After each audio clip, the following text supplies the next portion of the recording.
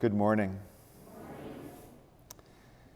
John writes in his first epistle, "See what love the Father has given us that we should be called children of God, and that is what we are."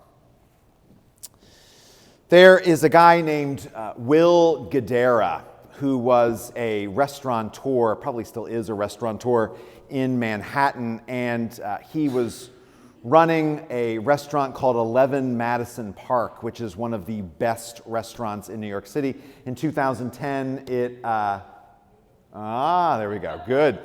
In 2010, it got 4 stars from the New York Times. I think it has 3 Michelin stars, just incredible. And in 2010, they were named one of the top 50 restaurants in the world. And when you get named to one of the top 50 restaurants in the world, you get to go to a big thing where all of the other teams from the top 50 restaurants in the world come together. They have an incredible meal, and then they rank the top 50, and you get to find out who the number 1 restaurant in the world is. And so in 2010, it was the first year that 11 Madison Park was invited to this event. It was in London. They went, they had the incredible meal. They sat down and the lights dimmed, and they went to start listing out who the top 50 are. And Will and his team, they were sort of talking amongst each other as to, what do you think we're going to land at? Like, what number? And his executive chef said maybe 35, and he was a little more pessimistic, and he's like, maybe 40. And again, the lights go down and the voice comes over the speaker, and congratulations to number 50, 11 Madison Park. They had traveled all that way, and in front of the best restaurants in the world, came last.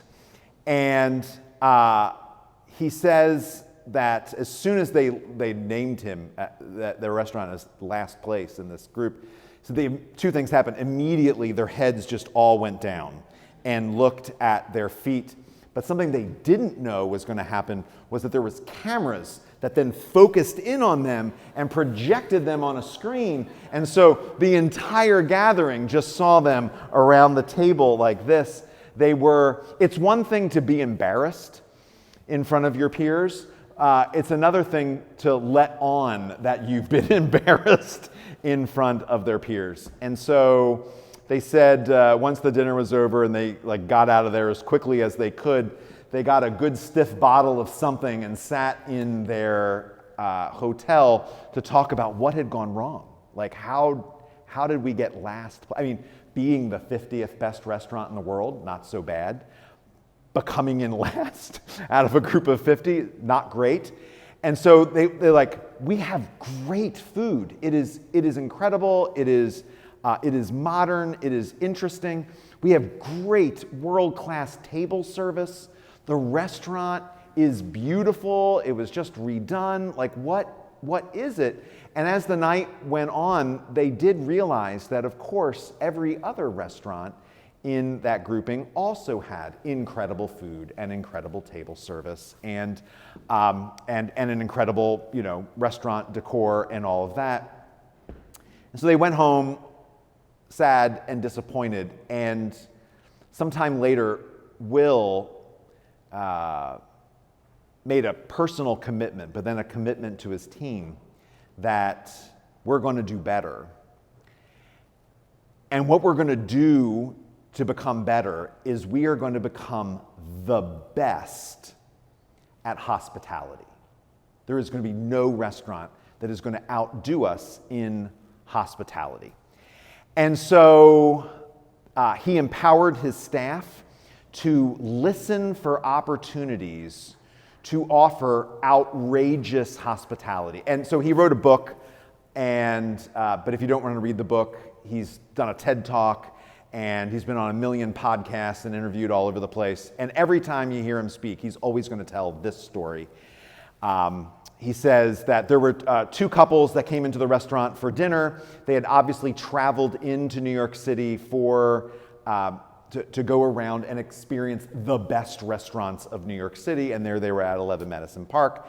And one of the servers heard them ticking through the list. We had lunch here, we had dinner here, we had brunch here, we're having dinner at 11 Madison Park. And, but then one of the people at the table said, but you know what we didn't get? We came all the way to New York and we didn't get a dirty water dog. We didn't get a hot dog. And the server heard that. And the server told Will. And Will says he went sprinting out of the restaurant down to the nearest hot dog cart, bought a bunch of hot dogs, took them back to ran back into the restaurant. He said that was the easy part. The hardest part was convincing his 3 Michelin star chef to serve a hot dog.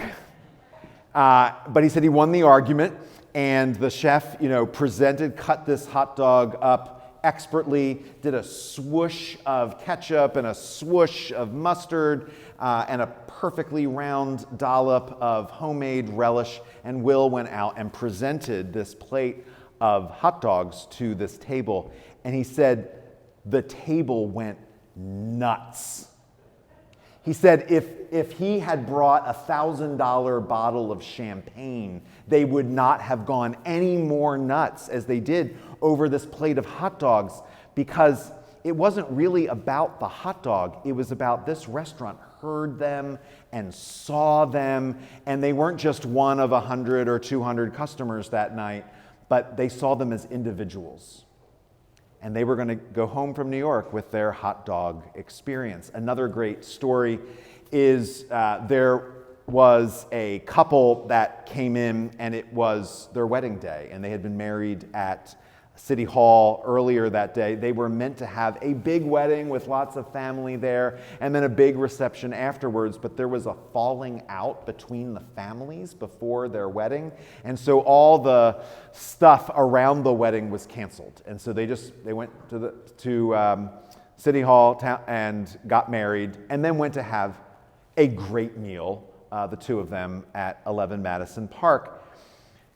And when the staff heard this, they got together, and there's a private dining room upstairs, and they brought in flowers and music, and it was time for the dessert course. They ushered them upstairs, and the staff hung out with them into the night and gave them the reception that they didn't get otherwise. And my favorite story, though, is when a family from Spain came in, and they came in with their 2 small children. Now, I don't know who takes 2 small children to a $500 a plate restaurant, but I guess if you're from Spain, I guess that's what you do. And so they came, and they're having dinner, but the kids spent most of the time at the windows with their noses pressed against the wall, against the window, because it was snowing, and they had never seen snow before. And so when they were done, the restaurant had, unbeknownst to them, ordered them a car service. It was an SUV, and in the back of the SUV were sleds. And the car service was going to take them to Central Park, where their kids could go sled riding for the first time in their lives. Just incredible. So he writes this book called Unreasonable Hospitality. It's a business book. If you're into business books, you might have read it, or if you haven't, you might want to read it.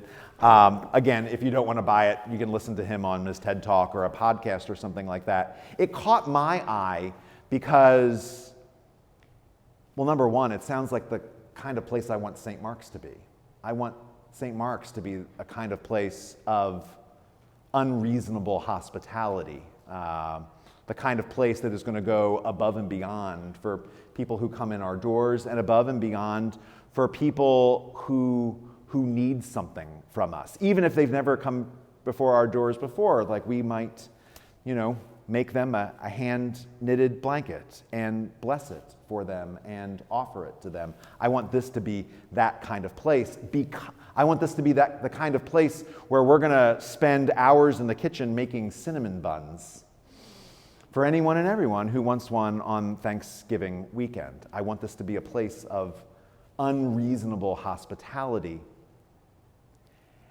Partly because that's fun, and Will does get into that in the book, because it's great for the customers. It was almost better for his team. They had so much fun going completely out of their way, doing nutso things for the people who came in the door as a way to serve them. And so it's fun to serve people. But I also am interested in it because the gospel is unreasonable. What God does for us is unreasonable. God gave us the gift of his Son, which is unreasonable. If you came to me and said, Rick, you're great and all, but I'd like one of your kids, please, I'm going to say no. Well, most days I'm going to say no. Some days, right, Maddie? Right? Yeah, some days. But no, you're not getting one of my kids. You're just not doing that. And it would be completely unreasonable for us to go to God and say, hey, God, you did lots of great stuff for us, but could you give us your kid too? But God does. And then Jesus comes and gives his life. It would be completely unreasonable of anyone to be like, hey, I need something from you. Can you give me everything you got? It's unreasonable. It's unreasonable grace. It's unreasonable mercy. It's unreasonable forgiveness. And it's unreasonable love. And yet it's what Jesus does anyway. And then those words from John, see what love the Father has given us, that we should be called children of God. And that is what we are. Like, God brings us into God's family. There's another word that gets thrown around in the New Testament and then sometimes in our liturgy on Sunday mornings, and the word is heir, H-E-I-R. An heir is a child, but a child who's going to get all the stuff, right? God calls us into his family and calls us children and then says, my kingdom is yours. That is unreasonable. It would be unreasonable for us to go to God and say, hey, God, thanks for the world.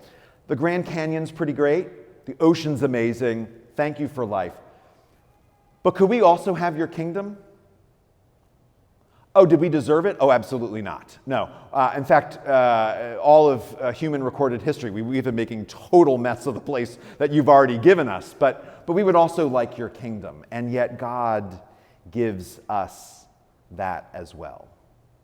Unreasonable love, unreasonable grace, unreasonable mercy, unreasonable forgiveness, an unreasonable God for us as children.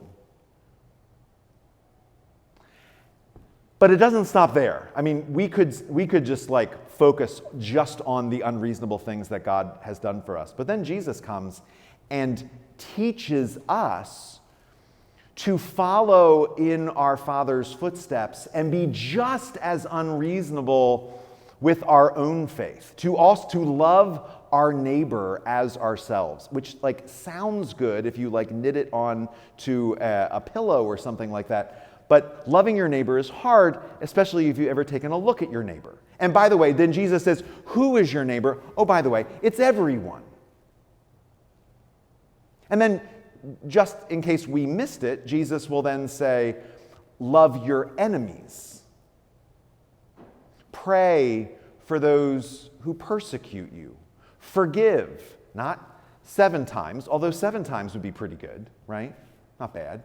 But forgive 70 times 7 times. This grace, this mercy, this love, this unreasonableness that has been showered upon us, we are meant to then extend out into the world. By the way we give, by the blankets we knit, by the cinnamon buns we bake, by the meatloaves that we take to those who are hungry, just as God God's love is unreasonable, so is ours. And we do have a legacy of this. In the 2nd century, there is a pagan writer named Lucian who is talking about Christianity. He has a hard time saying the word Christian. He just calls us people of that religion. He says, he wrote this sometime in the 180s. He says, "It is incredible to see the fervor with which the people of that religion help each other in their wants. They spare nothing." They spare nothing. In the middle of the 4th century, after Christianity is made legal, after it becomes the official religion of the empire, after the Council of Nicaea, there's a new emperor who comes to the throne named Julian. He becomes known as Julian the Apostate because he goes backwards and picks up paganism again and tries his best to dampen Christianity and turn it around. He writes, by the way, he doesn't call us Christians, he calls us those Galileans, like Jesus of Galilee. He says this, "For it is disgraceful that the impious Galileans support not only their own poor, but ours as well. And all people see our lack of aid to them." Like, we're not taking care of our poor, and it's embarrassing that those Christians are just lavishing help upon not only the Christian poor, but anyone who comes before them. It's unreasonable. And there is a certain unreasonableness that is known here at St. Mark's. We just had a week of rummage sale. We had an unreasonable amount of stuff come in this week. We had to turn people away, like we can't take any more stuff. We have people that come and volunteer their entire week at our rummage sale who aren't even members of St. Mark's. To ask someone who's like not a member here and not like completely invested to give up an entire week of the rummage sale would be unreasonable, and yet they come anyway. If like the bishop came to us and said, "Look, we need you to serve like 25,000 meals over the course of 12 years, an hour away in the town of Keansburg, could you do that?" That would be an unreasonable request. I'd be like, "What? Are you kidding me?" And yet that is exactly what you all have done for the last 12 years, baking meatloaves and taking them an hour away to feed people in Keansburg. If someone came to us and said, "We need a garden that produces about 5,000 pounds of vegetables for the hungry around you. Can you do that?" That would be an unreasonable request. And yet, we do that anyway. And the million little unreasonable things that we do for each other. It's beautiful, and it feels good to receive it, and it feels good to do it. But it is also putting us in that long line of unreasonable love that started with God, that Jesus passed on to us, that our forebears in the Christian faith became known for among their detractors right down to this day. Some people might say, my family's known for this. In our family, we have this tradition. This is what we do. In some families, on Thanksgiving morning, everyone gets up and runs a 5K. Anybody here in one of those families? Oh, good. No. Oh, up there? Oh, you guys are. Okay, excellent. Some people, get up and eat a big breakfast on Thanksgiving morning, maybe with some cinnamon buns, right? Some people go and play touch football on Thanksgiving afternoon. Some families have traditions around Christmas or traditions around the summer. Our family tradition as the family of God, as the children of God, our tradition is unreasonableness. And it might do us some good every once in a while to reflect and remember the unreasonable love, grace, mercy, and forgiveness that has been showered upon us before we even knew it. The unreasonable love, grace, and mercy that others, maybe sitting right here or people far back in our own personal histories, that have showered on us. And the ways, the little ways, the big ways that we have had a part in showering that unreasonable love on others. Because we're God's family, and that's what we do. Amen.